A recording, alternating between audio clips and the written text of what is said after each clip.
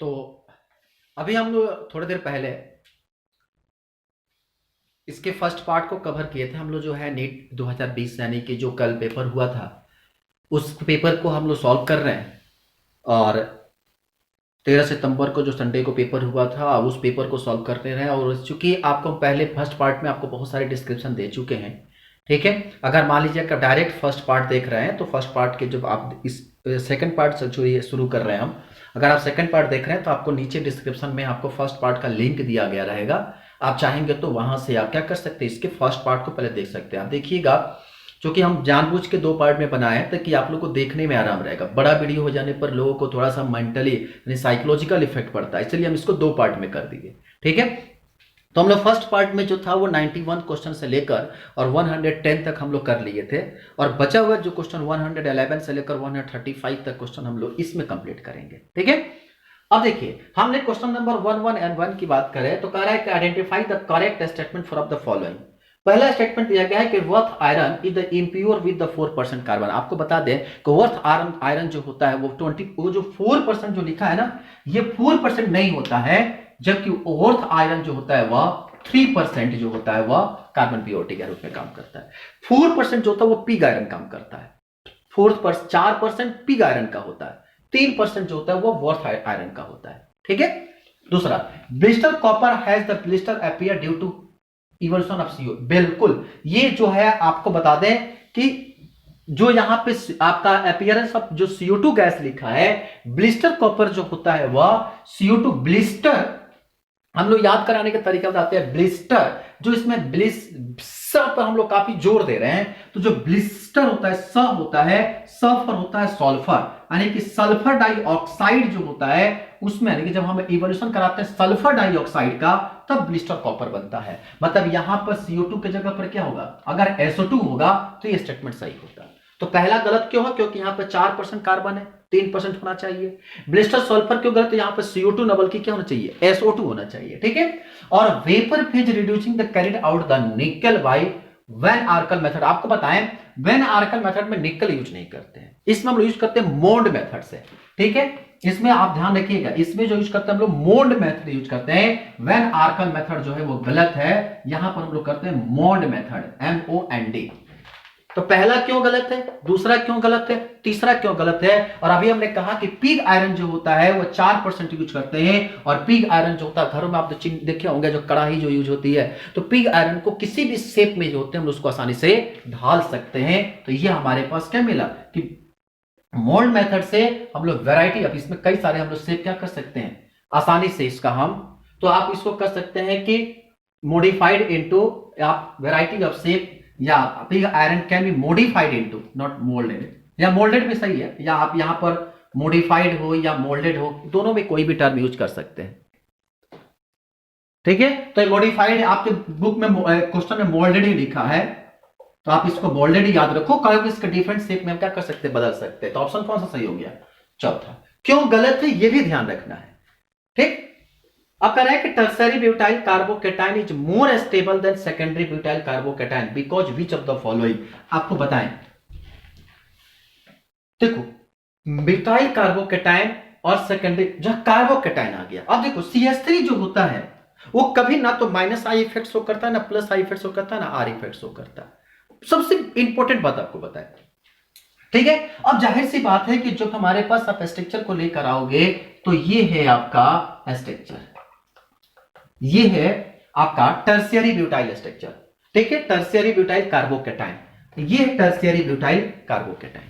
और जब tertiary butyl carbocation जो होता है वो स्टेबल होता है सेकेंडरी ब्यूटाइल कार्बोकेटाइन के चलते, क्योंकि यहां पर I effect +I effect -I effect काम ही नहीं करता है। सिर्फ और सिर्फ एक फंडामेंटल काम करता है, वो सिर्फ और सिर्फ हाइपर कंजुगेशन काम करता है, उसके सिवा कोई रूल यहां पे फॉलो नहीं करता है। तो आप इसको ना +I पे जाओ, ना -I पे जाओ, +R पे जाओ, कोई भी इफेक्ट पर मत जाओ, ठीक है। सीधा से सीधा आप क्या करो, एक प्रोसेस में जाओ जिसका नाम है हाइपर कंजुगेशन, ठीक है। तो आपको किसी तरह की विभिन्न तरह अलग तरह की कुछ सोचने की कोई जरूरत नहीं है।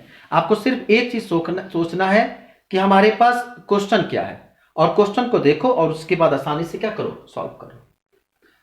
113 क्या कर रहा है, which of the following cation cationic detergent, अब बड़ा इंटरेस्टेड क्वेश्चन है ये, कैटायनिक डिटर्जेंट और एनायनिक डिटर्जेंट। अब देखो जहां पर अगर कैटायनिक शब्द आता है, मतलब कि जब भी हमारे पास आप डिटर्जेंट को देखोगे तो होता है उसमें क्या, RCOO-, ठीक है।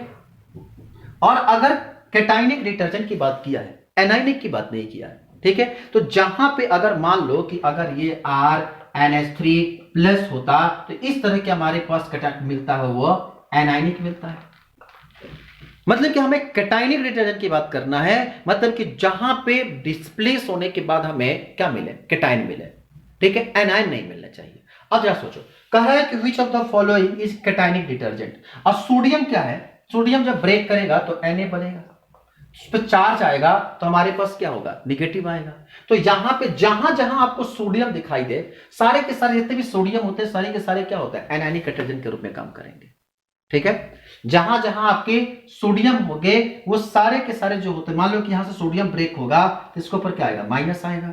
यहां से सोडियम टूटेगा तो क्या आएगा, माइनस आएगा। और यहां से सोडियम टूटेगा तो क्या आएगा, माइनस आएगा। तो जहां जहां सोडियम बचा वो सारे के सारे क्या होंगे, एनायनिक डिटर्जेंट के रूप में काम करेंगे। जहां जहां सोडियम निकलेगा वो क्या करेंगे, सारे के सारे एनायनिक डिटर्जेंट के रूप में काम करेंगे। बच गया क्या, एक हमारे पास ब्रोमाइड, और सिर्फ एकलौता यही ब्रोमाइड ही बचता है। अब जाहिर सी बात है कि ब्रोमाइड जो होगा, ब्रोमीन अटैक टूटेगा तो क्या होगा, Br- में टूटेगा। तो एकलौता क्या ऑप्शन हो गया, तीसरा ऑप्शन है। क्वेश्चन में कुछ दम, इतनी सिंपल क्वेश्चन है, ठीक है।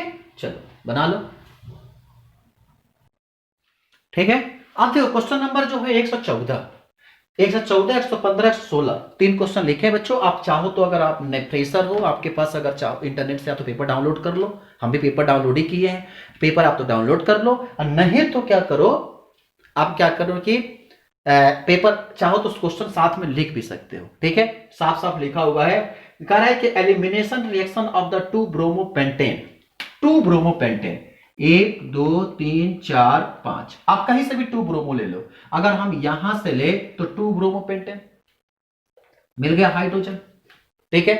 तो यहां से कहता है कि टू ब्रोमोपेंटेन, आप इधर से लो या आप चाहो तो यहां से भी, यहां पर भी ब्रोमीन और हाइड्रोजन दिखा सकते हो, कहीं से भी ले सकते हो, ठीक है। तो कहा कि जब हमारे पास टू ब्रोमोपेंटेन मिलता है तो ऐसी स्थिति में क्या होता है कि two bromopentane from the pent two ene, मतलब कि ऐसी स्थिति में जब पेंट टू इन बनाना है, ठीक, तो क्या होगा, यहां से ये HBr बाहर निकलेगा, तो HBr निकलेगा तो ये हमारे पास क्या होगा, बनेगा। अब देखो यहां पर ये हमको बन गया 1 2 पेंट टू इन, ये रिएक्शन हमारे पास होता है और बनता है क्या, यहां से HBr है। अब रिएक्शन मैच करा, कहा कि यहां से HBr निकला, मतलब कि हाइड्रोजन और ब्रोमीन निकला, तो इसको कहते हैं हम लोग हाइड्रोजन हेलोजिनेशन रिएक्शन, तो हाइड्रो हेलोजिनेशन कह सकते हैं। तो अब जरा ऑप्शन चुनो। अच्छा, इसमें कहानी भी अलग अलग है। अब इसमें सबसे पहले हाइड्रोजन ब्रोमीन निकाले, मतलब कि डिहाइड्रो या डाइहाइड्रो हेलोजिनेशन, ये तो एक ऑप्शन हो गया क्योंकि हाइड्रोजन और ब्रोमीन निकल रहा है। अब जरा सोचो सी किस में है, एक इसमें है, एक इसमें है और एक इसमें है, ये तो पहले ही कट गया, एक सॉल्व किए एक कट गया। दूसरा ये देखो, इसे अगर आप देखोगे, ठीक है, तो जिस स्ट्रक्चर पर अटैचमेंट होता है हाइड्रोजन उसे कहते हैं हम लोग अल्फा, ठीक है, और ये होता है आपका बीटा, तो इसे हम कहते हैं हम लोग अल्फा बीटा एलिमिनेशन। क्योंकि ब्रोमीन ज्यादा डिस्प्लेसमेंट होता है तो इसे हम लोग कहते हैं अल्फा बीटा एलिमिनेशन रिएक्शन, या आप इसको कह सकते हो क्या, या इसको अगर अल्फा बीटा में थोड़ा डिफिकल्ट होता है समझने के लिए, तो आपको हम इसका और सिंपल तरीका बताते हैं। आप एक काम करो, अगर आपको अल्फा बीटा में अगर थोड़ी सी भी दिक्कत हो रही है, आप ऐसे सही के भी है, कोई दिक्कत भी नहीं, चलो उसी को याद रखो, ठीक है। हमारे पास क्या था, ये आपका ब्रोमीन और यहां पर हाइड्रोजन दिए, तो ये आपका अल्फा और एक आपका बीटा, यहां से रिप्लेस होता है HBr, तो ये आपका बनता है, ठीक है। तो यहां से HBr निकला तो ये अल्फा बीटा, जो कि इसी को हम लोग अल्फा बीटा एलिमिनेशन या सिंपल इसको हम लोग बीटा एलिमिनेशन के नाम से भी जानते हैं, ठीक है। तो ये आपका हो गया बीटा एलिमिनेशन। अब देखो यहां से C मिल गया, यहां से A मिल गया, अब ढूंढो कौन कौन से है, C और A, इसमें B है, ठीक है, इसमें D है, D पहले D तो हमको पता नहीं है, लेकिन यहां पे C है, B C D है, ठीक है, और यहां पर A B D था, C हमारे पास एक करेक्ट हुआ, ठीक। अब देखो यहां से एक टर्म आता है, यहां पर लिखा है डिहाइड्रेशन। अब देखो कैसे हम लोग ढूंढते हैं आंसर को, यहां है डिहाइड्रेशन, डिहाइड्रेशन मतलब होता है H2O निकलना। जरा बताओ इस रिएक्शन में कहीं से पानी निकल रहा है क्या, पनिया तो निकल नहीं रहा है। जब H2O निकलेगा नहीं तो पहले तो डिहाइड्रेशन को काट दो। जब डिहाइड्रेशन को काट दोगे, जरा बताओ क्या क्या मिल गया। जैसे डी कटा मतलब ये ऑप्शन गया, ये ऑप्शन गया, ये गया। अच्छा, तुमको कुछ ढूंढने की जरूरत पड़ी? सिंपल रिएक्शन HBr निकालोगे, इथाइलिन बनाओगे। HBr मतलब हाइड्रोजन हाइड्रोजन निकलता है, हाइड्रोजन और हाइड्रोजन निकला मतलब कहीं से H2O निकलता दिख रहा है? नहीं ना। जहां H2O नहीं निकला तो मतलब डिहाइड्रेशन रिएक्शन नहीं हुआ। डिहाइड्रेशन मतलब क्या होता है? H2O निकलना। और H2O नहीं निकला तो मतलब यहां पे डी है, यहां पे डी है, डी कट गया, बच गया ए ऑप्शन। अब अल्फा, इसमें भी हम ऐसे अल्फा बीटा एलिमिनेशन हम लोग कर ही लिए, यहां से डिहाइड्रो हेलोजेशन कर ही लिए। और क्या होता है लास्ट में एक फॉर्जेस है, आपको नहीं भी याद रहे तो इसको मार दो, क्योंकि हमारे पास एक ऑलरेडी गलत हो चुका है।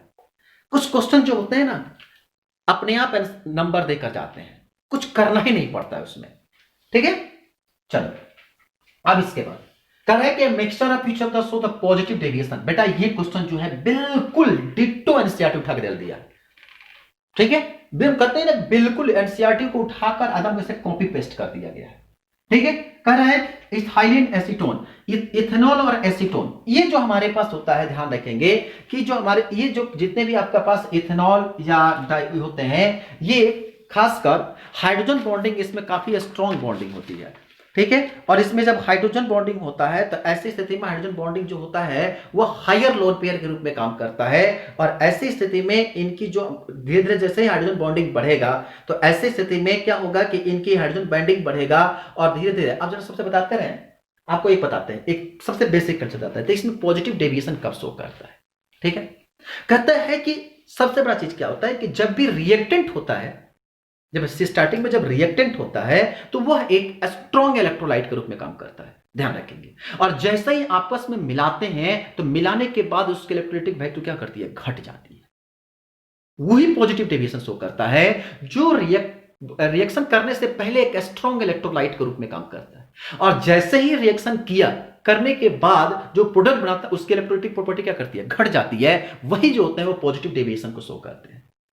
ठीक है, अभी देखो यहां पर एथेनॉल और एसीटोन दोनों एक स्ट्रॉन्ग ऑक्सीडाइजिंग एजेंट के रूप में, दोनों एक जबरदस्त रूप से काम करते हैं। जैसे ही इसको मिलाते हैं और मिलाने के बाद इसमें हाइड्रोजन बाइंडिंग आता है, हाइड्रोजन बाइंडिंग होने के चलते क्या करते हैं? हाइड्रोजन लोन पेयर वहां पे हाइड्रोजन बाइंडिंग के चलते इनकी कंपोजिशन क्या करती है? ये आगे चलकर डाइपोल डाइपोल इंटरेक्शन शो करने लगता है। ध्यान रखेंगे, हाइड्रोजन एथेनॉल जो होता है इसमें हाइड्रोजन बाइंडिंग होती है, और एसीटोन जो होता है वो डाइपोल डाइपोल इंटरेक्शन शो करता है। तो इसीलिए स्टार्टिंग में तो ये काफी मजबूत होते हैं, लेकिन जैसे ही आपस में मिलते हैं, मिलने के बाद एक में आ गया डाइपोल डाइपोल इंटरेक्शन, एक में आ गया हाइड्रोजन बाइंडिंग, इनके बीच में क्या करता है? दोनों आपस में टकरा जाते हैं, जिसके चलते इनकी इलेक्ट्रोलाइटिक क्या करती है? घट जाती है। पहला ही ऑप्शन हमारे पास मिल गया। दूसरे ऑप्शन को हम चर्चा क्या करें?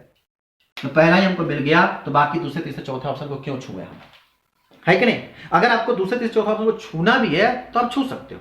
देखो बेंजीन और टॉल्यूइन कोई इफेक्ट नहीं पड़ता है, एकदम आइडियल होते ही ये आइडियल डेरिवेटिव शो करते हैं, एकदम आइडियल होते हैं, इसमें कोई दिक्कत नहीं है। एसीटोन और क्लोरोफॉर्म ये निगेटिव डेविएशन शो करते हैं, क्योंकि एसीटोन जो होता है और क्लोरोफॉर्म एक स्ट्रॉन्ग रूप में काम करता है। ये दोनों जैसे जाते हैं आपस में, क्लोरीन होता है यहां से तुरंत आकर ऑक्सीजन को प्रोटेक्ट करता है और यहां से क्या करता है? बाइंडिंग बना लेता है और स्ट्रॉन्ग इलेक्ट्रोलाइट के रूप में काम करने लगता है। इसलिए इसकी डेविएशन क्या होती है? निगेटिव डेविएशन होती है, क्योंकि मिलने से पहले कुछ और मिलने के बाद ये काफी और प्रफुल्लित मतलब सपोर्ट इनको मिल जाता है। ठीक है, उसके बाद क्लोरोबेंजीन और ब्रोमाइथेन, हम बताइए बिल्कुल कहते हैं कि एकदम उठाकर एनसीईआरटी से उठाकर फेंक दिया गया है। ये भी जो होते हैं वह आइडियल होते हैं।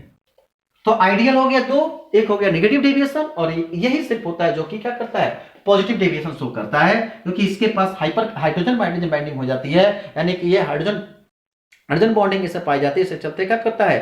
ये हाइड्रेशन के मतलब समय में क्या करता है? इसका इंटरेक्शन काफी मैंने स्टार्टिंग में ज्यादा होता है।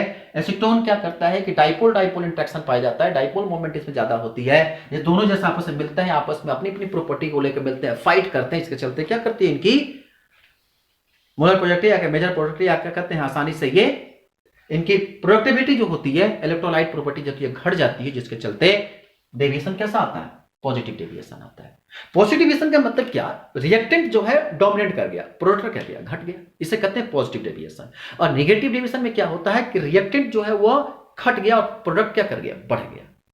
भाई चेंज जो होता है फाइनल माइनस इनिशियल होता है ना, तो बताइए मिलने के बाद पावर बढ़ा प्रोडक्ट का, तो मतलब फाइनल ज्यादा हो गया, इनिशियल क्या हो गया, कम हो गया। तो चेंज जब लिखोगे तो फाइनल में से इनिशियल, तो फाइनल अगर ज्यादा होगा पावर और इनिशियल कम होगा तो ऐसी स्थिति में क्या होगा, वैल्यू कितनी आएगी आपके पास, पॉजिटिव में आएगी। लेकिन अगर प्रोडक्ट जो है वो घट गया और रिएक्टेंट ज्यादा हो गया तो डेविएशन कैसा होता है, इस तरह की जो डेविएशन, अगर ऐसे कंसेप्ट जो है पॉजिटिव निगेटिव की बात आती है। लेकिन जब डेविएशन हम केमिस्ट्री में इसको सीखते हैं तो याद रखेंगे कि अगर रिएक्टेंट की पावर जो है वो ज्यादा है और जैसे मिलने के बाद प्रोडक्ट की वैल्यू पावर क्या होती है, घट जाती है, तो ये डेविएशन जो होता है उसे बोलते हैं हम लोग पॉजिटिव डेविएशन। ठीक है, अब देखो इसके बाद कह रहा है कि the following is the correct order of the increasing और strength of the ligand of, आपको बताएं ये भी बिल्कुल कोऑर्डिनेशन केमिस्ट्री का बिल्कुल लाइंस उठाकर, ये आप जब ग्रेजुएशन में आओगे ना, वहां पर जब बीएससी मान लो अगर करते हो तो बीएससी वाले बच्चों से अगर पूछोगे तो भी बता देंगे, क्योंकि इनको सेकंड ईयर में, थर्ड ईयर में हर जगह पढ़ना है। ठीक है, ये एक पूरा ऑर्डर लिखवाया जाता है कि सबसे अधिक जो सबसे लोवेस्ट होता है वो ब्रोमीन का होता है और सबसे हाईएस्ट जो होता है वो सीएन का होता है। इतना याद रखना, सबसे कम जो होता है वो हैलाइड का होता है और सबसे ज्यादा जो होता है वह कार्बन सीएन का होता है, क्योंकि वहां पर कार्बन कार्बन की जो वहां पर क्या होती है, सिग्मा बॉन्डिंग होती है, सॉरी पाई बॉन्डिंग होती है। और पाई बॉन्डिंग जो होता है डी ब्लॉक के कॉम्प्लेक्स के साथ जो पाई बॉन्डिंग का अटैचमेंट होता है, और पाई बॉन्डिंग के चलते क्या होती है, इनकी जो स्टेलाइजेशन एनर्जी जो होती है वो काफी ज्यादा होती है। ठीक है, तो उनके जो मेसेंटल मेटल के साथ जो होता है वो पाई बॉन्डिंग के साथ अटैचमेंट होता है, इसीलिए वहां पे कार्बन जो होता है काफी हाई, उसके बाद उससे पहले थोड़ा सा नाइट्रोजन, उससे पहले ऑक्सीजन। ठीक है, तो उसमें ऑर्डर जब हम लोग लिखवाते हैं तो सबसे पहले हाइड्रोजन को लिखते हैं, सबसे कम होता है, और सबसे ज्यादा जो होता है वो सीएन का होता है। तो हाइड्रोजन का सबसे कम और सीएन का सबसे ज्यादा। अब ढूंढो सीएन का सबसे ज्यादा किसका किसका है, एक इसका है और एक इसका है। ठीक है, क्योंकि हाइड्रोजन सबसे कम होता है पर यहां ज्यादा है, तो ये कट गया और ये कट गया। अब इसके बाद जो है एससीएन, एफ माइनस सी, अब देखो यहां पे क्या है कि एससीएन हाइड्रोजन साइनाइड इस सबसे कम होता है। ठीक है, तो ये सबसे ऑप्शन कौन सा हो गया, पहला, बिल्कुल सिंपल आंसर है। ठीक है, बना लो। चलिए अब क्वेश्चन नंबर 117, 118, 119, 120, आप पहले क्वेश्चन को लिख लो। ठीक है, लिख लो, उसके बाद अगर आपके पास पेपर है तो अच्छी बात है, पेपर नहीं है तो आप पेपर को पहले लिख लो, उसके बाद सॉल्व करो। ठीक, क्वेश्चन नंबर 17 कर रहा है which of the following is the basic amino acid. आपको याद रखना वो एमिनो एसिड, ये एमिनो एसिड डेरिवेटिव एनिमल, आपको एमिनो एसिड के चैप्टर मिलेंगे, खासकर ये आपको जब आप पढ़ोगे ना बायोकेमिस्ट्री, वहां पर आपको मिलेगा ये। ठीक है, तो जहां पर डेरिवेटिव ऑफ एमिनो एसिड होता है तो उसके लिए आप एक हमेशा, जहां पर आपको पॉजिटिव बेसिक डेरिवेटिव पूछा, वहां पर एक चीज हमेशा याद रखो, जिसके स्ट्रक्चर में, ठीक है, दो अगर अमोनिया दिखाई दिया, ध्यान रखना, जिसके स्ट्रक्चर में दो अमीन ग्रुप यानी अमोनिया दिखाई देता है, अमीन ग्रुप NH2 ग्रुप दिखाई देता है, वो सारे के सारे जो होते हैं वह बेसिक एमिनो एसिड होते हैं। ठीक है, तो यहां पर बेसिक एमिनो एसिड पूछा है, मतलब कि जिसके स्ट्रक्चर में कम से कम दो क्या होना चाहिए, NH2 होना चाहिए, वो जो होता है वह बेसिक एमिनो एसिड शो करेगा। ठीक है, अगर हम सेरीन का स्ट्रक्चर, आपको पता नहीं सेरीन का स्ट्रक्चर याद भी होगा कि नहीं याद होगा, अगर हम सेरीन का स्ट्रक्चर देखें तो ये स्ट्रक्चर जो होता है, यहां सबसे पहले जो होता है वह OH ग्रुप लगा रहता है एक। ठीक है, यहां पे जो होता है वह लगा रहता है NH2 ग्रुप। ठीक, और यहां पे जो होता है वह OH लगा रहता है, 1 2 3 4 ही कार्बन का चयन होता है, यहां पे ये डबल बॉन्ड ऑक्सीजन लगाता है, यहां पे होता है वह OH। तो ये होता है सेरीन, कितना NH2 लगा है, एक ग्रुप लगा है, मतलब ये बेसिक नहीं होगा। एनाइलिन में भी अब जो होता है वो सिमिलर स्ट्रक्चर हमारे पास मिलता है। ठीक है, एनाइलिन का भी जो स्ट्रक्चर होता है उसमें भी जो होता है वह 4 ही कार्बन लगे रहते हैं। अंतर क्या होता है कि यहां पे जो OH लगे रहते हैं, यहां पर लग जाता है CH3, ये हो गया आपका एनाइलिन। ठीक, सिमिलर स्ट्रक्चर होता है। तो सेरीन में सिर्फ यहां OH लगा रहेगा, अगर एनाइलिन है तो यहां पर क्या लग जाएगा, CH3 लग जाएगा। उसके बाद टायरोसिन है, अगर टायरोसिन को देखोगे तो यहां पर बेंजीन का स्ट्रक्चर बनता है। अगर हम टायरोसिन का स्ट्रक्चर बनाए तो ये है आपका टायरोसिन, यहां पर आपका क्या है, बेंजीन है, यहां पर लगा रहता है OH ग्रुप। ठीक है, और बाकी स्ट्रक्चर को आप रिपीट कर दो, जो वहां पर दिखा है ना आपको 4 कार्बन का चेन, यहां पर 1 2 3 4 आपका 4 कार्बन का चेन है, यहां पर लगेगा OH, यहां पर लग गया आपका NH2 और ये हो गया आपका OH। इसे कहते हैं हम लोग क्या चीज, टायरोसिन। और लास्ट बनता है लाइसिन। लाइसिन जो होता है वो जो होता है आपका करीब करीब 5 6 कार्बन का चेन होता है। सबसे पहले आता है यहां से NH2, ठीक है, 1 2 3 4 5 ये OH, यहां पर आ गया O, और इसके एक और जो यहां ये लोकेशन जो होता है यहां पे होता है NH2।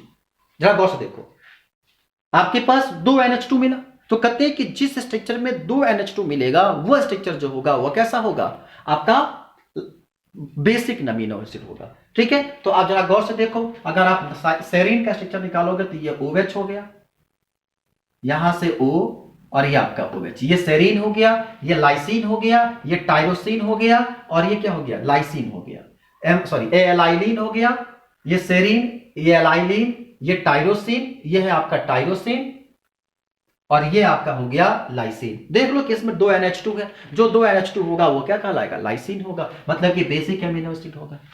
क्लियर। अब कह रहा है कि HCl gas is pass through the solution of CaCl2 MgCl2 and NaCl, तीनों से आप HCl गैस पास करा रहे हो, ठीक है। और जैसे आप HCl गैस आप तीनों से पास कराओगे तो आप इसके लिए आप एक बेसिक कंसेप्ट याद रखो, ठीक है, कि ध्यान रखेंगे जब भी आपके पास ये NaCl टूटता है, जब HCl पास कराते हो ना, तो इसके पास जो होता है मोर सोल्यूबल जो होता है, अब कई बार आप देखे होंगे बोर्ड के एग्जामों में कई बार क्वेश्चन पूछा जाता है, कई बार क्वेश्चन पूछा गया है कि CaCl2 और MgCl2 जो होता है वो मोर सोल्यूबल जो होता है वह NaCl की तुलना में होता है, ठीक है, कई बार क्वेश्चन पूछा जाता है। तो यहां पे जो हमारे पास जो रीजन देते हैं तो उसमें ये आप इसी रीजन पर पता है ये कहां मिलेगा आपको, आप जब पढ़ोगे चैप्टर केमिकल इक्विलिब्रियम, वहां पढ़ना आपको लीच-एट्रियस प्रिंसिपल, ठीक है, हिंदी बोलते हैं ला सातेलिए का नियम, ठीक। तो जहां आप लीच-एट्रियस प्रिंसिपल पढ़ोगे तो वहां पर आपको मिलेगा कि जैसे ही यहां पर NaCl आपके पास जाता है तो ऐसी स्थिति में क्या करेगा कि वह जब ब्रेक करेगा Cl माइनस आयन, तो Cl माइनस आयन करने के बाद उसके सरफेस मतलब कि वहां पे जाकर वो काफी एरिया को कवर करेगा, वह आयनाइजेशन होना शुरू हो जाता है, जिसके चलते जो होता है इनमें क्या होती है कि आसानी से मॉलिक्यूल्स को डिसोसिएट होने लगता है, और इनके पास जो यहाँ पर क्लोरीन आयन की संख्या ज्यादा हो जाती है, जिसके चलते क्या करते हैं प्रोडक्ट की वैल्यू में आयनाइजेशन एनर्जी की वैल्यू ज्यादा हो जाती है, जिसके चलते क्या होता है उनकी वैल्यू यानी घट जाता है, यानी कि MgCl2 और CaCl2 की वैल्यू लगातार घट जाता है, जबकि NaCl में आसानी से क्या करता है वो ब्रेक कर जाता है, ठीक है। तो यहां से क्या होता है कि कहा कि बताइए HCl पास कराते हैं किस CaCl2 MgCl NaCl से, तो which of the following compound is catalysed. तो यहां से क्या होगा कि जैसे ही ये MgCl2 CaCl2 यहां पर क्लोरीन की संख्या काफी ज्यादा है, आयनाइजेशन कैपेबिलिटी का मतलब कि क्या कहते हैं इसकी कंसंट्रेशन ज्यादा होती जाती है, और ऐसी स्थिति में जब NaCl जो होता है वह NaCl आसानी से क्या करता है ये टूट जाता है Na+ और Cl माइनस में, और आसानी से क्या करता है तो ये क्लोरीन जो होता है वो उसको बियर्स कर लेता है, और क्लोरीन बियर करने के बाद क्या करता है ये आसानी से कैटालाइज हो जाता है, मतलब ओनली आंसर क्या हो गया NaCl। ये बिल्कुल भी एनसीईआरटी में एकदम लाइन स्टेटमेंट लिखा हुआ है, और आपको बताया बोर्ड के एग्जाम में कई बार पूछा गया है कि MgCl2 and CaCl2 is more soluble than NaCl। Why, ठीक है, ये मतलब आए दिन 1-2 साल में क्वेश्चन पूछ लिए जाते हैं, हम कई बार क्वेश्चन को देखें, हम भी बोर्ड के एग्जाम जब दिए थे तो हमें भी मिला था, ठीक है। तो ये बड़े इंपॉर्टेंट क्वेश्चन है। आइए इसका कह रहा है कि 17 हो गया 18 119, which of the following is a natural polymer. ये तो बेटा याद रखना पड़ेगा, ये एकदम आपको पॉलीमर चैप्टर उठाना, और चैप्टर उठाओगे और पहले ही जब आप बैकलाइट जहां पढ़ोगे ना वहीं पर स्टेटमेंट एकदम स्पष्ट रूप से दिया गया है, ठीक है। आप कोई भी हम लोग जब भी पढ़ाते हैं बच्चों को तो सीधा कहते हैं बेटा पॉलीमर में अगर कुछ याद करो मत याद करो, पर नेचुरल पॉलीमर का नाम जरूर याद रख लो, क्योंकि नेचुरल पॉलीमर से क्वेश्चन हर बार कहीं ना कहीं से फंसी जाता है, ठीक है, और एकदम बिल्कुल रटा हुआ क्वेश्चन होता है, और इसे अगर कोई गलती करता है तो समझ लो कि तुमको कोई माफ नहीं करेगा, खासकर हमारे पास तो बिल्कुल कोई माफी के लिए कुछ है ही नहीं तुम्हारे लिए, ठीक है। तो ये क्या हो जाएगा आपका cis14 पॉलीमर होता है, ठीक है। अब इसके बाद कह रहा है कि the following is not correct. इस बार तो बड़ा अच्छा है, जब हम लोग नीट के पेपर दिए थे तो आता था not correct except, correct except, इस बार तो ऐसा कोई क्वेश्चन ही नहीं लिखा पूरे पेपर में, ठीक है। तो नॉट करेक्ट का मतलब क्या है, नॉट करेक्ट मतलब सीधी सी बात है कि वो पूछ रहा है कि इसमें से कौन सा स्टेटमेंट फॉल्स है, ठीक। अब देखो कह रहा है कि इट फॉर्म ऑफ, अब किसके लिए पूछा है, कार्बन मोनोऑक्साइड के लिए। हम बायो के बच्चे हैं, इस क्वेश्चन को अगर कोई बायोलॉजी वाला गलती किया ना तो समझ लो मैंने अब क्या बताएं उसको। कहा कि it form A carboxy haemoglobin, जाहिर सी बात है कि जब हीमोग्लोबिन के साथ कार्बन मोनोऑक्साइड मिलता है तो कार्बोक्सी हीमोग्लोबिन बनाता है। बिल्कुल स्टेटमेंट क्या है ये, बिल्कुल स्टेटमेंट सही है, कहा कि it reduce the carbon dioxidation and ability to bond. जाहिर सी बात है, आप देखोगे कि एक कार्बन मोनोऑक्साइड जो होता है ऑक्सीजन के 4 मॉलिक्यूल्स के साथ बाइंड करता है, और बाइंडिंग इतना ज्यादा होता है कि CO2 की एबिलिटी को क्या करता है, वो घटा देता है। तो ऐसी स्थिति में ये क्या करता है कि इसकी बाइंडिंग कैपेबिलिटी जो होती है काफी स्ट्रांग होती है ब्लड के साथ। तो ये जाहिर सी बात है कि इट रिड्यूस द ऑक्सीजन, यही तो इसकी टेंडेंसी होता है ना, कहा जाता है ना कि कार्बन मोनोऑक्साइड जब ज्यादा लेते हैं तो ऐसे स्थिति में हमारे ब्लड में ऑक्सीजन के लेवल को क्या करता है, वो घटा देता है, क्योंकि कार्बन मोनोऑक्साइड जो होता है वह ब्लड के 4 ऑक्सीजन मॉलिक्यूल्स के साथ बाइंड करता है, तो काफी ज्यादा ऑक्सीजन के साथ बाइंड करने लगता है, इसके चलते ऑक्सीजन की लेवलिटी क्या करता है, वो घटा देता है। ठीक है, कह रहा है कि carboxy haemoglobin is less stable then oxygen. अभी हमने कहा ना कि ये काफी ज्यादा रिएक्टिविटी करता है, ऑक्सीजन को ज्यादा बाइंड करेगा, तो मतलब ऑक्सीजन से क्या होगा, ऑक्सीजन के तुलना में ऑक्सीजन जो हीमोग्लोबिन के साथ 2 ऑक्सीजन का मालिक्यूल हीमोग्लोबिन मॉलिक्यूल्स बाइंड करेगा, जबकि कार्बन डाइऑक्साइड जो था 4 को बाइंड करता है। मतलब कि ऐसी स्थिति में उसकी स्टेबिलिटी क्या होगी, ऑक्सीजन की तुलना में ज्यादा होगा। मतलब कि ब्लड में ऑक्सीजन की तुलना में कार्बन मोनोऑक्साइड की बाइंडिंग कैपेबिलिटी होगी वो ज्यादा होती है। मतलब स्टेबिलिटी जब होगा तो ऐसी स्थिति में ब्लड में हीमोग्लोबिन की बाइंडिंग कैपेबिलिटी ज्यादा है, तो स्टेबिलिटी भी क्या होगा, ज्यादा होगा। तो यहां पर लिखा है लेस स्टेबल देन ऑक्सीजन। ये बताओ, और या ऑक्सी हीमोग्लोबिन। अब जरा बताओ, ऑक्सी हीमोग्लोबिन का मतलब कि वैसे हीमोग्लोबिन जिसमें ऑक्सीजन पाया जाता है, ठीक है। और डीऑक्सी हीमोग्लोबिन जो होता है उसको हम लोग कहते हैं जिसमें कार्बन डाइऑक्साइड पाया जाता है। ध्यान रखना, जहां पर डीऑक्सी हीमोग्लोबिन कहा जाए वो समझना कि वहां पर कार्बन डाइऑक्साइड पाया जाता है, ठीक है। जहां ऑक्सी हीमोग्लोबिन कहा गया मतलब वहां पर ऑक्सीजन पाया जाता है, और जहां पर कार्बोक्सी कहा गया उसे हम कहते हैं कार्बन मोनोऑक्साइड पाया जाना, ठीक है। तो यहां पे क्या होता है, ये लेस स्टेबल नहीं बल्कि क्या होता है, मोर स्टेबल होता है, काफी जल्द बाइंड करता है। तो मतलब यही स्टेटमेंट क्या हो गया, गलत हो गया। मतलब कि पूछा गया है फॉल्स, तो आंसर करेक्ट ऑप्शन क्या है, थर्ड। और it is due to the incomplete combustion. कई बार आपके जब हम लोग पढ़ाते हैं तो बताते हैं ना कि कमरे में अमेठी जला देते हैं, जो धुआं निकलता है वह धुआं क्या होता है, हमारे लिए कार्बन मोनोऑक्साइड ज्यादातर इफेक्टिबल होता है, और वो क्या करता है हमारे बॉडी में जाकर हमें, तो ये कब धुआं निकलता है, जब लकड़ी पूरा या कोयला जो होता है पूर्ण से जला नहीं तो हल्का जलता रहता है, तो इनकम्प्लीट कंबशन का रिजल्ट होता है कार्बन मोनोऑक्साइड निकलना। तो ऐसा लिए ऑप्शन क्या हो गया इसका, थर्ड। क्यों, क्योंकि यहां पर लेस है। चलो बना लो।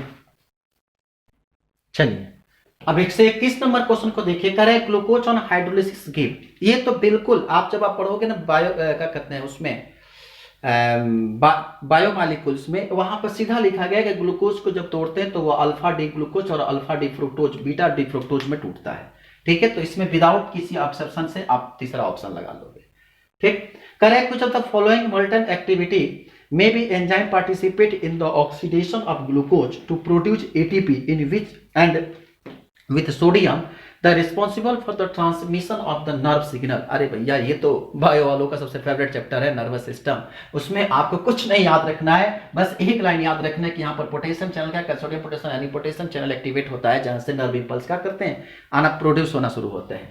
सिंपल है सर, कोई इसमें कोई तोक झोंक नहीं, कोई लड़ाई झगड़ा नहीं, ठीक है। आगे कर रहे हैं कुछ of the following is the maximum number of atom. अब ऐसा क्वेश्चन भी एग्जाम में आना चाहिए। अरे यार, नंबर ऑफ एटम निकालने के लिए फॉर्मूला याद रखो, क्या होता है, वेट अपॉन में मॉलिक्यूलर वेट, 1 अपॉन में 108, ये कितना है मैग्नीशियम, 1/24।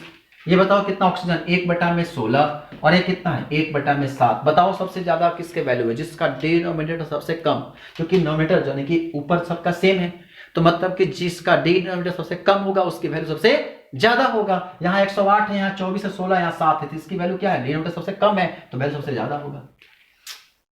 क्वेश्चन देखो, आंसर लगाओ। उसके बाद नंबर ऑफ प्रोटॉन न्यूट्रॉन। यार ये तो क्लास 9th का क्वेश्चन है कि पता है ना कि एटॉमिक मास जो होता है, एटॉमिक मास जो होता है वह P+n के बराबर होता है, ठीक है। एटॉमिक मास जो होता है वह P+n के बराबर होता है। तो अब जरा बताओ एटॉमिक मास कितना दिया गया है, 175। तो 175 आपको पता है ना कि प्रोटॉन और इलेक्ट्रॉन की संख्या आपस में बराबर होता है, जो इसके एटॉमिक नंबर के बराबर, तो 71। तो कितना हो जाएगा, प्रोटॉन 71 और न्यूट्रॉन निकालना है, तो न्यूट्रॉन 175 माइनस 71 कितना आ गया 104। तो प्रोटॉन और इलेक्ट्रॉन 71। अब जरा सजाना है केवल प्रोटॉन और इलेक्ट्रॉन 71 और 71, मतलब ये आपका 71 और ये आपका 71, और न्यूट्रॉन कितना 104। मिला लो कोई ऑप्शन, 71 से 4 71, मैथ पहला मिल गया। पर फालतू क्वेश्चन बना दो। अब देखिए इसमें कह रहा है कि feature the change oxidation number of carbon, ये क्लास 9th का क्वेश्चन है, कहीं से भी नहीं लग रहा है कि नीट का क्वेश्चन है। देखो यहाँ पर हाइड्रोजन है, जब हाइड्रोजन होगा तो ऐसी स्थिति में जो होगा वो इलेक्ट्रोपॉजिटिविटी को निकालेगा। यहाँ से आप जब देखोगे तो यहाँ पर हाइड्रोजन जो है और यहाँ पे क्लोरीन है, क्लोरीन जो होता है वो Cl माइनस पर काम करता है, तो x इंटू -4 इक्वल टू 0, तो ये क्या करेगा +4 दिखेगा। अब जरा देखो एक +4 हो गया, यहाँ पे जो होता है वो मोर इलेक्ट्रोनेगेटिव होता है, तो यहाँ पर -1 पे काम करेगा, तो -1 इंटू H -4, सॉरी यहाँ पे जो कार्बन हाइड्रोजन होता है उसके साथ अटैचमेंट होता है, इलेक्ट्रॉन को डोनेट करता है, तो ऐसी स्थिति में हमारे पास मिलेगा तो क्या होगा ये -4, तो यहाँ पे कार्बन हो गया -4 और यहाँ पे क्या होगा +4, तो -4 से लेकर +4 पे जा रहा है। कोई ऑप्शन आपको दिख रहा है? एक ही तो ऑप्शन है और तो कुछ है ही नहीं, ठीक है, ये +4 से -4 ऑप्शन होगा, तो ये -4 से कितना हो गया +4, एक लौता ऑप्शन है, आप आसानी से क्या करिए उसको पकड़िए, ट्रिक लगा दीजिए, ठीक। अब जरा सोचो, उसके बाद कह रहा है आइडेंटिफाई द इनकरेक्ट स्टेटमेंट, ध्यान रखेंगे incorrect statement, Cr2 2 + D4 strong reducing agent, और क्या करते हैं तो आप इसको हमेशा याद रखना, Cr2 जो होता है वो D4 होता है, यह एक गुड रिड्यूसिंग एजेंट के रूप में काम करता है। क्या करता है? ये गुड रिड्यूसिंग एजेंट होता है, और Mn3+ जो होता है ये D4 होता है, वह एक गुड क्या होता है ऑक्सीडाइजिंग एजेंट के रूप में काम करता है। क्यों? क्योंकि इसका जब आप देखोगे जब Cr2 2+ होता है, तो जब आप इसका जब बनाते हो ना T2G और Eg, यहाँ पे 2 इलेक्ट्रॉन और यहाँ पे कितने 3, इसमें क्या होता है तीनों इलेक्ट्रॉन भर जाते हैं और इसके हाफिड जो होते हैं पूर्ण रूप से भर जाते हैं, और हाफिड भर जाने के चलते इसकी स्टेबिलिटी जो होती है वो काफी ज्यादा हो जाती है। तो हाफिड भरने से स्टेबिलिटी ज्यादा हो जाती है, इसलिए जो होता है वह एक स्ट्रॉन्ग रिड्यूसिंग एजेंट के रूप में काम करता है। स्टेटमेंट बिल्कुल सही है। फिर कह रहा है transition metal are the compound are known as they are the catalytic activity due to availability, बिल्कुल स्टेटमेंट सही है, एनसीईआरटी का लाइन है, इसमें कहीं कुछ पूछना नहीं है। और चेक कर रहा है कि क्रिस्टल फील्ड लैटिस में क्या होते हैं छोटे छोटे एलिमेंट्स ही तो जो क्या करते हैं पूरा क्रिस्टल का स्ट्रक्चर का निर्माण करते हैं, तो ये भी स्टेटमेंट सही है। अगर आपको ऊपर से ना पढ़ने का मन करे ना तो एक बार नीचे से पढ़ के देखो, मज इतनी हंसी आएगी, हम उतना दिमाग अगर हमको नहीं काम करना है तो आप देखो इसमें कितना मजेदार आएगा। Cr यहां पर अगर CrO4 2- क्रोमियम का ऑक्सीडेशन नंबर निकालोगे तो x + 4 × -2 इक्वल टू कितना -2, तो x - 8 equal to -2, x equal to +6, ठीक है। फिर यहां पे निकालोगे Cr2 7 2 × x + 7 × -2 इक्वल टू -2, ये कितना हो जाएगा 2x - 14 इक्वल टू -2, तो 2x इक्वल टू -2 + 14, तो 2x इक्वल टू कितना आ गया 12, तो x इक्वल टू कितना 6। अगर आपको ऊपर से ना पढ़ने नीचे से कहीं पढ़ के देखो, यहां भी कितना +6, यहां भी कितना +6, ये कह रहा है कि नॉट सेम, नॉट सेम है, दोनों सेम है, बिल्कुल स्टेटमेंट आपको ये तीनों क्या हो गया स्टेटमेंट, ये तीनों स्टेटमेंट आपका सही है, इसलिए यहां पर इनकरेक्ट पूछा है, ठीक है। तो स्टेटमेंट ये सही है, ये सही है, ये सही है, ये क्या है आपका गलत है, तो जो गलत है वही पूछा है, मतलब इसका ऑप्शन क्या हो गया चौथा। फिर कह रहा है कि फॉर द रिएक्शन 2Cl और Cl2 दे रहा है कि हमारे पास ऑप्शन क्या होगा। अब जरा देखो इसमें, ये क्वेश्चन भी बड़ा अच्छा क्वेश्चन है, थोड़ा सा कंसेप्ट वाला है। यहां पे 2Cl है, ये टूट रहा है, तो Cl और Cl मतलब 1 मोल, मतलब 2 मोल से घट कितना बन रहा है 1 मोल हो रहा है। जब 2 मोल से 1 मोल हो रहा है तो गिब्स फ्री एनर्जी जो हमारे पास एंथैल्पी है वो वैल्यू क्या कर रही है घट रही है, और जब घट रहा है मतलब हमारे पास नंबर ऑफ मोल क्या है 2 मोल से 1 मोल हुआ, तो नंबर ऑफ मोल क्या किया डिक्रीज किया, और जब नंबर ऑफ मोल डिक्रीज करेगा तो एंट्रोपी भी क्या होगा डिक्रीज करेगा। ध्यान रखेंगे नंबर ऑफ मोल डिक्रीज करेगा तो एंट्रोपी मतलब कि S जो होगा वो भी क्या करेगा डिक्रीज करेगा। तो एंट्रोपी डिक्रीज कर रहा है, डेल्टा H डिक्रीज कर रहा है। अगला ऑप्शन देख लो, कोई इसमें एंट्रोपी और डेल्टा H की बात है, तो डिक्रीज करना नेगेटिव होना मतलब 0 से घटना। अब जरा उसमें से ढूंढ लो कौन सा ऑप्शन है, कि कौन सा ऑप्शन दिख रहा है आपका, डेल्टा H जो है यहाँ पर 0 से छोटा है एक ये, और डेल्टा H जो हुआ है वो क्या है आपका डिक्रीज कर रहा है। तो ऐसी स्थिति में क्या हो गया आपका पास जो ऑप्शन हो गए वो कौन से हो गए, यहाँ पे तो डेल्टा S की वैल्यू बड़ा है, मतलब ये नहीं होगा, ये ऑप्शन हो गया। क्यों ऑप्शन कुछ गलत लिख दिया कि डेल्टा H जो है वो 0 से घट गया, और ये बिल्कुल सही है, डेल्टा एच जीरो से छोटा और डेल्टा एस जीरो से छोटा। क्यों? क्योंकि नंबर ऑफ मोल घटेगा तो एंट्रोपी की वैल्यू भी क्या करती है? घटती है। एंट्रोपी जो होता है नंबर ऑफ मोल के डायरेक्टली प्रोपोर्शनल होता है। तो ये क्या है, यहां जीरो से भी छोटा और जीरो से ये भी छोटा, बना लो। तो अगर इसमें देखें, अगर तो कह रहा है कि यहां पर मेटल जेटा पोटेंशियल, आपको पता है जेटा पोटेंशियल का कंसेप्ट क्या होता है? कहा कि मान लीजिए कि ये पार्टिकल्स है और इसमें अगर कोई कोलाइडल पार्टिकल्स है तो इसके सरफेस पे जो होगा, इस सरफेस पे कोलाइडल पार्टिकल्स के चलते जो इलेक्ट्रोड पोटेंशियल डिफरेंस क्रिएट होता है, उस इलेक्ट्रोड पोटेंशियल को हम लोग कैलकुलेट करते हैं जीटा पोटेंशियल से। ठीक है, तो पार्टिकल्स की कोलाइडल पार्टिकल्स की ध्यान रखेंगे, यहां पर कोलाइडल पार्टिकल्स की स्टेबिलिटी क्या करता है? स्टेबिलिटी मेंटेन रखने के लिए इसके दोनों सरफेस के बीच में इलेक्ट्रोड पोटेंशियल क्रिएट होता है। ठीक है, तो यहां पर क्या हो गया? स्टेबिलिटी की बात करेगा तो मतलब क्या हो गया? Stability of colloidal particles. फिर कह रहा है कि urea is react with the water to form a well compose of the B. अच्छा समझ लो, कह रहा है कि इसमें B passes through the copper ion. आप इतना याद रखना कि कॉपर जब उसे पास कराते हैं, उससे सिर्फ एक कंपाउंड जो अमोनिया होता है, अमोनिया से जब उसे पास कराते हैं तो वो हमेशा वो ब्लू कलर देता है। ये एकदम एनसीईआरटी का डिट्टो लाइन है कि जब उससे आप अमोनिया से पास कराते हैं तो वो क्या देगा? ब्लू कलर देता है। अब देखो इसमें कोई अमोनिया दिख रहा है? सिर्फ एक अमोनिया दिख रहा है। ऑप्शन हो गया बी। मैंने अब बताओ कैसा क्वेश्चन चाहिए तुम लोग को?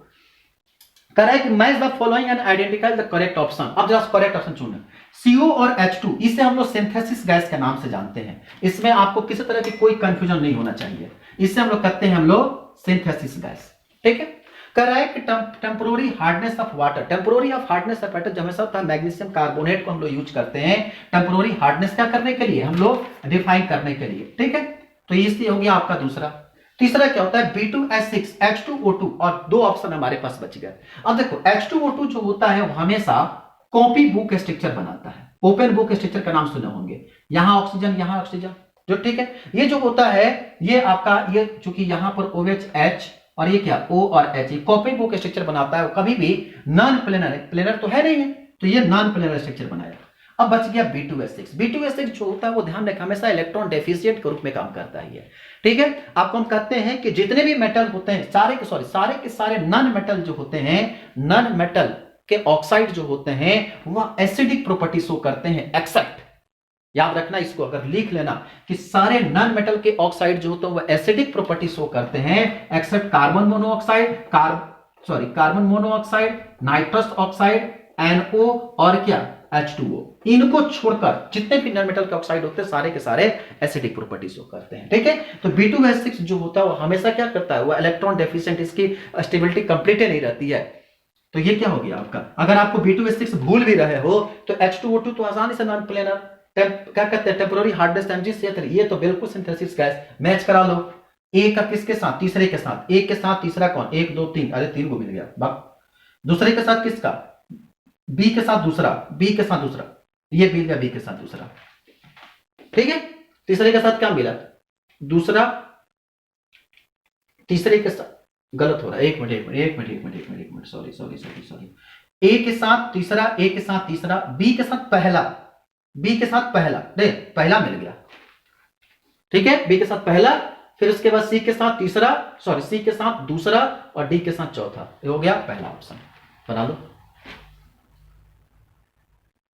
चलो, इसके बाद अगर देखोगे तो अभी हमने कहा था अगर इसको मिलाओगे तो यहां पे क्या मिलेगा? कार्बन मोनोऑक्साइड है, तो कार्बन मोनोऑक्साइड कैसा होता है? इसका नेचर जैसा है वो नेचुरल होता है। BaO ऑक्साइड जो होता है यहां पर क्या होता है? ये बेसिक नेचर का होता है। उसी तरह से Cl2O7 जो होता है एसिडिक होता है और Al2O3 एम्फोटेरिक होता है।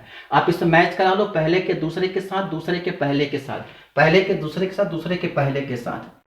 ये आपका हो गया दूसरा ऑप्शन। ठीक है, उसके बाद क्वेश्चन नंबर 132 पर आते हैं। तो ये फर्स्ट ऑर्डर का रिएक्शन है और फर्स्ट ऑर्डर रिएक्शन के आपके पास फॉर्मूला आपको पता है कि T इक्वल टू क्या होता है? 2.303 अपॉन में कितना? नीचे K log A initial concentration upon में क्या? Final concentration. पढ़े हो ना? 2.303 K का वैल्यू हमारे पास दिया गया है कितना? 4.606 into 10 to the power -3 log initial concentration कितना गया है? 2 और अपॉन में कितना? 0.2। जब इसको सॉल्व करोगे तो कितना हो जाएगा? 10 हो जाएगा, नीचे से जाएगा ऊपर तो 10 हो जाएगा। मतलब कि 2.303 4.606 और ऊपर जाएगा तो ये कितना होगा 10⁻³ log 10 की वैल्यू कितना होता है 1, तो ये वैल्यू हो जाएगा 1। जब इसको आप सॉल्व करोगे तो ये करीब करीब आ जाएगा आपका, ये जब इसको आप सॉल्व करोगे तो करीब करीब आएगा इसका 500 सेकंड। बहुत आसान क्वेश्चन है, ठीक है। उसके बाद कह रहा है कि ये जो अल्केन है ओजोनोलिसिस करने के बाद क्या प्रोड्यूस करता है, ध्यान रखेंगे जब भी ओजोनोलिसिस की बारी आएगी जहां पर एक एल्कीन स्ट्रक्चर होगा वही हमेशा क्या करेगा, वो ओजोनोलिसिस देगा, ठीक है। तो जैसे के लिए देखो कहीं पर एल्कीन दिख रहा है, यहाँ पर बस ये एक स्ट्रक्चर दिख रहा है, बस ये आपका ये होगा नहीं, क्योंकि यहाँ पे कम से कम जो होगा अल्फा बीटा होना चाहिए। यहाँ पे जब एनालिसिस कराओगे तो ऑक्सीजन को कहाँ बॉन्ड करोगे, तो इस और इस ऑप्शन में एक होना चाहिए था, लेकिन यहाँ पे ऑक्सीजन को ऐड कर नहीं पाएंगे, इसलिए दिक्कत हो जाएगा, इसलिए आपका ये कट गया। यहाँ पे डबल बॉन्ड है नहीं तो ओजोनोलिसिस होगा ही नहीं, और यहाँ पे डबल बॉन्ड नहीं है तो ओजोनोलिसिस होगा ही नहीं। तो ओजोनोलिसिस कहाँ होगा, जहां पर कम से कम आप स्ट्रक्चर याद रखना ओजोनोलिसिस के लिए RCH डबल बॉन्ड CH2, कम से कम एक डबल बॉन्ड होना चाहिए तब जाकर ओजोनोलिसिस होता है, ठीक है। आ रही बात समझ में, मतलब प्रोसेस करोगे तो ऑक्सीजन क्या करोगे, यहां ऐड करते हो ना, ऑक्सीजन यहां ऐड करोगे और यहां पे क्या होता है, ये ऑक्सीजन ऐड होता है, इसको ब्रेक करते हैं, ओजोनोलिसिस पढ़े हो ना आसानी से। तो ऐसी स्थिति में क्या होगा कि कम से कम एक डबल बॉन्ड होगा, वो ओजोनोलिसिस रिएक्शन को शो करेगा, ठीक है। अब उसके बाद लास्ट का है कुछ the following is alkane is not made good yield of Urs reaction. आप हमेशा याद रखना ऊर्स रिएक्शन जब भी फॉलो करता है उसमें आप हमेशा याद रखना कि odd carbon is not form good yield. इस कंसेप्ट को दिमाग में बैठा लो, ऑड कार्बन कभी भी गुड यील्ड का फॉर्मेशन नहीं करता। अब जरा सोचो, ये हेक्सेन है 6 है, इवन नंबर है, डाई क्या है, डाई मिथाइल ब्यूटेन, ब्यूटेन है 4 कार्बन है, ये भी इवन नंबर है, हेप्टेन 7 कार्बन है, यही ऑड नंबर है, यही आंसर हो गया। बिल्कुल सिंपल, ऑड नंबर कभी भी गुड यील्ड का फॉर्मेशन नहीं कर सकता है, तो ऑड नंबर हेप्टेन हुआ, मिल गया। अब लास्ट क्वेश्चन है कि anisole is cleavage with HI। अब ये क्वेश्चन थोड़ा सा इंपॉर्टेंट क्वेश्चन है, ठीक है, इसको समझो कैसे काम करता है ये। देखो इसको अगर देखोगे एनिसोल का, तो ये फॉर्मूला एनिसोल का होता है, ये हमारे पास एनिसोल है आपका OCH3। जब इसको आप H+ आयन के प्रेजेंस में रिएक्शन करोगे, ये यहां का आकर अटैक करेगा, जैसे ही आकर अटैक करेगा तो ये क्या बनेगा, O पॉजिटिव और ये आपका CH3 यहां पर HI, ठीक है। और जब इससे आप हाइड्रोजन आयोडाइड या I- के प्रेजेंस में रिएक्शन करोगे तो ये आकर यहां अटैक करेगा, ठीक है। तो यहां से क्या बनेगा, ये बन गया OH और ये बन गया CH3I। कोई ऑप्शन दिख रहा है आपको, मैच करा लो।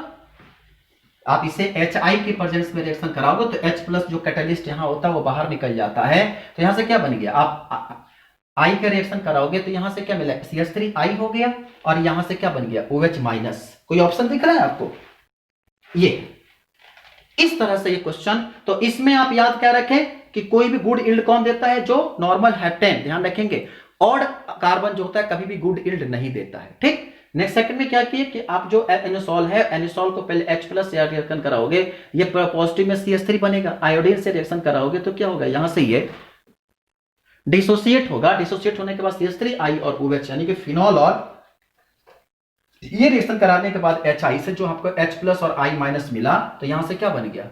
आप चाहोगे तो यहां पे डायरेक्ट अटैक करा सकते हो, अगर आपको डायरेक्ट भी कराना हो तो आप करा सकते हो। रिएक्शन कराओगे HI से तो H+ और I-, ये I यहां टूटेगा और ये आकर यहां मिलेगा, सॉरी चार्जिंग जो है गलत दिखा दिया, हाँ ठीक है। तो आप डायरेक्ट एक स्टेप में रिएक्शन अगर करना चाहो तो कर सकते हो, ये आप क्या OH और आप क्या CH3। तो ये सिंपल रिएक्शन है, क्लियर। तो आप उम्मीद करते हैं कि आपको बहुत अच्छे समझ में आ गया होगा, ठीक है। तो आप इसके आप ध्यान रखेंगे, इसको याद हमेशा रखिएगा, ठीक है। कोई दिक्कत यहां तक किसी को, चलो अब इसको आप इसको कंसेप्ट को दिमाग में आसानी से बैठा लो। देखो ROR जो होता है, अगर इसको आप HI से रिएक्शन कराओ और HI से कराओ तो ध्यान रखोगे ये SN1 देता है और ये SN2